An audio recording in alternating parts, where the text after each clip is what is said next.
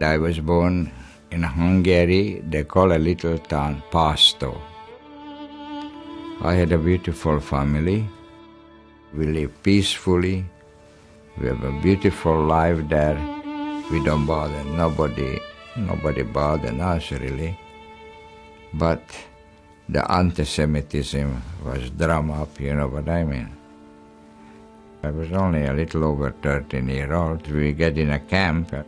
The German commandant say right away, you F Jews, none of you gonna get out alive. It was a terrible life. Their aim was to kill you. Nothing to look forward, just when I gonna be next. I was liberated by the 11th Armored Division. They break down the gate, and there we was. This was something you never forget. I have a debt to pay, so I made a promise. If Lord help me, if I ever go to America, I'm gonna become a G.I. Joe. Tibor Rubin did make it to America, and in 1950, despite a significant language barrier, he made good on his promise to become an American soldier. By the summer of that year, Rubin was on active duty near South Korea's Busan perimeter. There, Rubin made the harsh discovery that even the army that had liberated him from the Nazis was not free from prejudice. The first sergeant, when he found out I was Jewish, he said that, I cannot believe it, he said. Every time he needed a volunteer, so-called volunteer, he always called for me, say, get me that son of a bitch Hungarian Jew. That was me. One day he sent me up in a hill. There was all the foxhole all around. And he told me that the company and a 3rd Battalion gonna move back for a better place to defend ourselves. And he said that you're gonna be a guard. And he said, we're gonna come back and pick it up.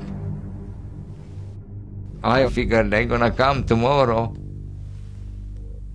So I went every foxhole, I put a bunch of hand grenade.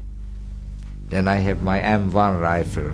I load them down, a few of them, with them, and put in some ammunition and a bunch of carbine. The clips, put them there, because I have to trick them, then more than one man guarding it. So what happened next day? There they come. Banzai, banzai. Hell break loose. I was so scared I went bananas. I was screaming, and I threw hand grenade, pulled the pen and boom, pulled the pen, boom. Then I shoot with my rifle, the M1. Then I shoot my carbine. Then I throw it all over. You become hysterical. 24 hours I was on over there. I prayed to Jesus, Muhammad, Moses, Buddha. I said, somebody get my ass out of here. This place is too tough, too rough. You know what I mean? And somebody did it. Rubin single-handedly defended the hill for over 24 hours.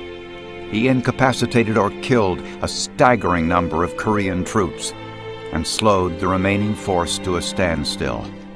His regiment made a successful retreat, but his sergeant never returned to relieve him. Finally, after a few days, I realized that, nobody come or nothing.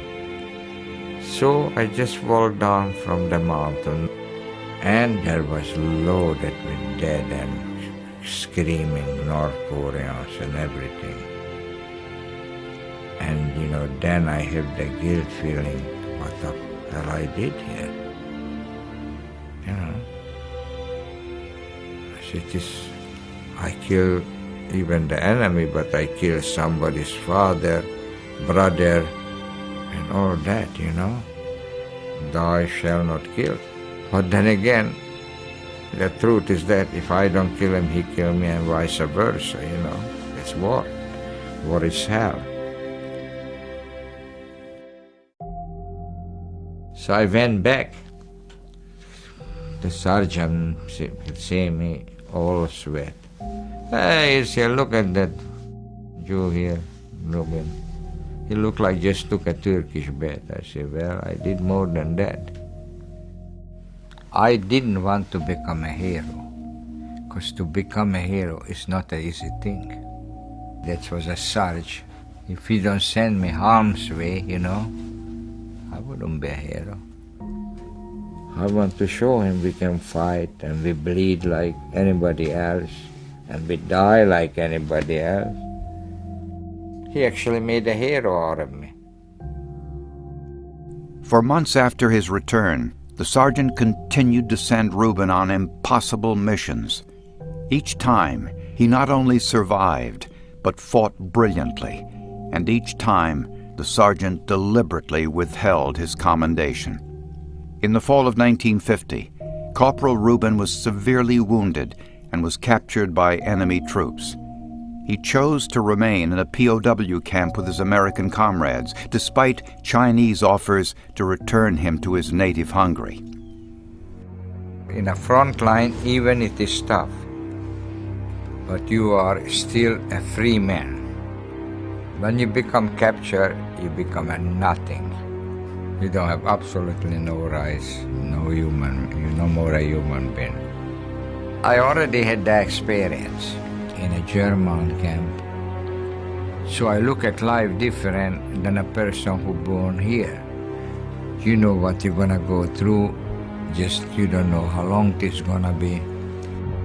Recognizing that starvation was an imminent threat, Rubin repeatedly risked his life to steal food from enemy storehouses and gardens. He provided much-needed moral support to frightened and sick soldiers and improvised medical techniques when no conventional supplies were available. One of the guys, Johnny Mejeshi, was very sick. So they come to me and say, Rubin, he said, you have to help. He said, who I need to help? Johnny is dying. He was already half a day dead. He don't want to eat. He was just giving up. So what I can do? No medicine. So you know what I did? This is mind over body. I went and steal goat shit and lamb shit. It looked like little M&M. So I went to Johnny Mejeshi, okay? I said, Johnny, Red Cross was just here. He bring us new medication. I will give you some of them, but only one thing I ask you, and that's all. You have to help yourself. Because your parents waiting for you, your brother and sister waiting for you. What's gonna be, Johnny? You want to die or you want to help yourself? So every day, 3 times I gave him 3 goat shit over a week. And he started coming around, So the big doctor, Dr. Rubinstein, feeding that patient with goat shit. He come out of it. I was not just a soldier, not just a funny-talking Jew. I was there when they need me. I feed them, handyman, doctor, nurse, friend. They always say when you save a life, you save maybe a nation. Who knows who you become? For your guy's life I saved. I proved myself. They realized that, Tibor Rubin is a man, a brother. Corporal Tibor Rubin was recommended for the Medal of Honor not once, but 4 times by his grateful comrades. On September 23, 2005, President George W. Bush finally presented the medal to Rubin in a long-awaited ceremony at the White House. I waited 55 years. I said, listen, yesterday I was just a schmuck. Today they call me sir. As I tell you, I wasn't born here. I wasn't a citizen. I just was a little Jew coming back from the most terrible place, and to get a Medal of Honor, that's a big thing.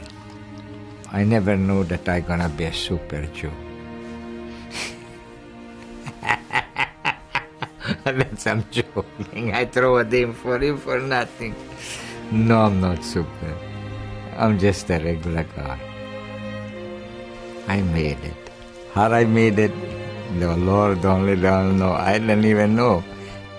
Because I was so many times supposed to be die over there, and I'm still here. It's a miracle. It is a God.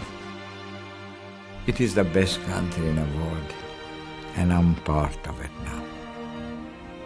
I don't have to worry about the Gestapo or SS gonna knock on my door tonight. You understand what this means? I have shalom, peace.